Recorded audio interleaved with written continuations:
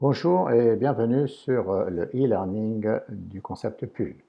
Nous allons voir sur ce fichier le protocole de pose du PUL Helix Twin Arch.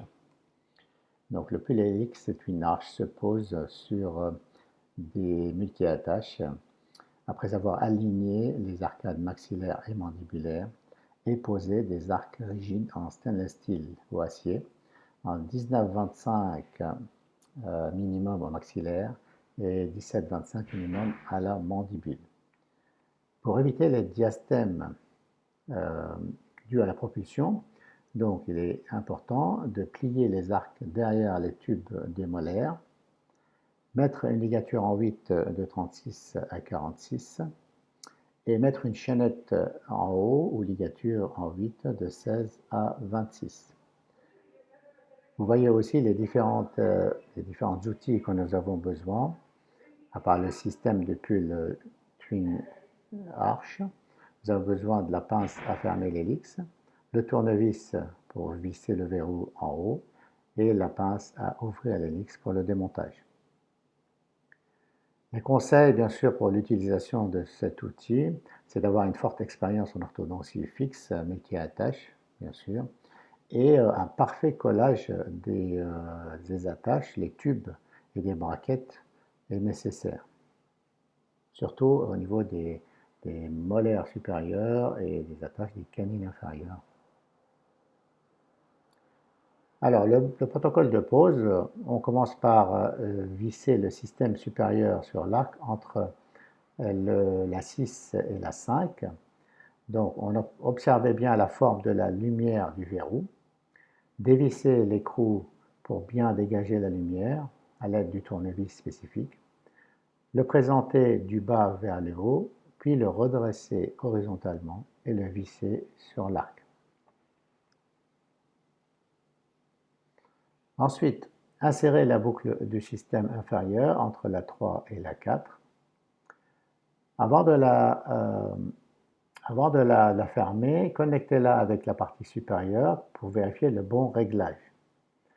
Si le réglage est bon, vous pouvez fermer la boucle à l'aide de la pince spécifique.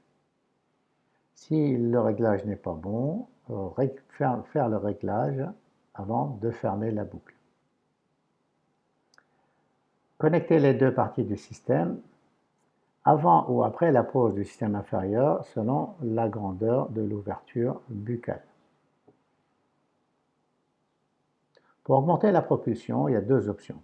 Première option, visser un stop en distal des braquettes de 33 et 43 sur lequel la boucle va s'appuyer et protéger ainsi contre le décollement des braquettes des canines. La deuxième option, c'est de dévisser le verrou du système inférieur à l'aide de la clé ronde avant ou après l'avoir connecté, avant de fermer la boucle. Et si vous voulez le faire en cours de traitement et la boucle est fermée, vous pouvez le faire avec la clé spécifique en bien maintenant avec une pince la boucle. Et 3 tours de clé font 1 mm. Et il faut dévisser dans le sens de la flèche qui est indiquée sur la clé. Au cas où l'ouverture buccale est trop importante et fait séparer les systèmes, les deux options possibles sont, la première option, donc éviter de trop dévisser le verrou du système inférieur en préférant augmenter la propulsion par insérer un stop en distal des braquettes de la canine inférieure. L'épaisseur du stop est de à peu près 2 mm et demi.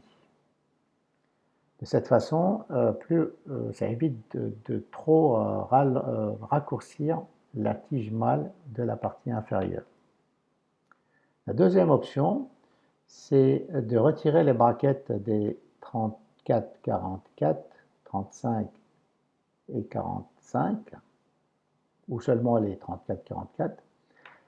Ensuite, il faut faire 2 offsets pour éloigner l'arc des faces vestibulaires des prémolaires pour permettre le coulissement de la boucle distalement. Et bien sûr, prévenir le patient d'éviter donc la grande ouverture buccale, surtout le bâillement, et lui montrer comment rebrancher le système en cas de séparation. Très important aussi de le prévenir de surtout éviter de serrer les dents sur le tube supérieur quand il se déconnecte, ça risque de le déformer. Pour démonter le système, pour ouvrir la boucle inférieure, on utilise la pince spécifique qu'on insère à l'intérieur de la boucle et qu'on écarte ces deux boucles. On peut utiliser aussi d'autres pinces, comme une pince coupante ou d'autres pinces. Alors, le conseil, truc et astuce, pour régler la longueur du système, on peut le faire avant de fermer la boucle du système. On peut le régler en le positionnant en bouche, sans visser ni le haut ni le bas. On peut ouvrir aussi légèrement la bouche pour la faire sortir de l'arc et régler la propulsion en dehors de la bouche.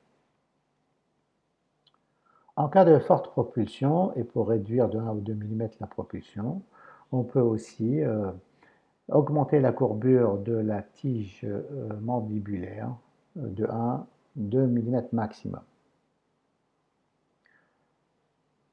Alors, les conseils, c'est de ne pas augmenter trop d'un coup la propulsion, de commencer par 2 ou 3 mm au départ, et si besoin, augmenter de 1 mm par mois. La durée globale du port de l'action du pull Helix Twin Arch est de 6 mois maximum. Alors, les indications, bien sûr, c'est la classe 2, division 1 et division 2 après déverrouillage, de typologie hypodivergente ou mésodivergente. Et aussi l'indication, c'est les petites classes 2 dentaires persistantes malgré le port des élastiques. Et pour bien finir le traitement, ne pas laisser le patient en classe 2. La contre-indication, c'est en cas de microdontie, avec espace insuffisant pour fixer le système entre les braquettes de 5 et les tubes des 6 supérieurs. En effet, si vous mesurez la taille du système supérieur, il y a besoin de moins de 5 ou 6 mm entre les braquettes de 5 et 6 supérieures. L'autre indication, c'est en cas de forte gingivite dans cette zone supérieure, entre la 5 et la 6, où la forte gingivite va empêcher la fixation du système. D'où l'importance d'avoir une bonne hygiène, un bon brossage à ce niveau-là. Une autre indication aussi, c'est la biproalvéolie avec forte proalvéolie des incisives inférieures qui risque d'augmenter de 1, 2 ou 3 mm dû à la propulsion. Une autre indication aussi, c'est la classe 2 d'origine squelettique par rétromandibulie et proalvéolie inférieure. Le risque, c'est de finir en biproalvéolie inesthétique.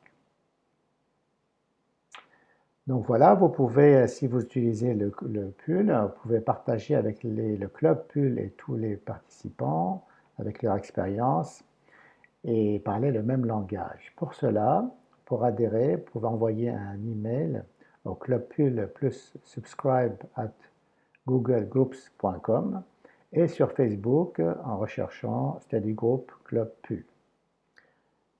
Et aussi d'autres vidéos sur YouTube. Voilà, merci pour votre attention.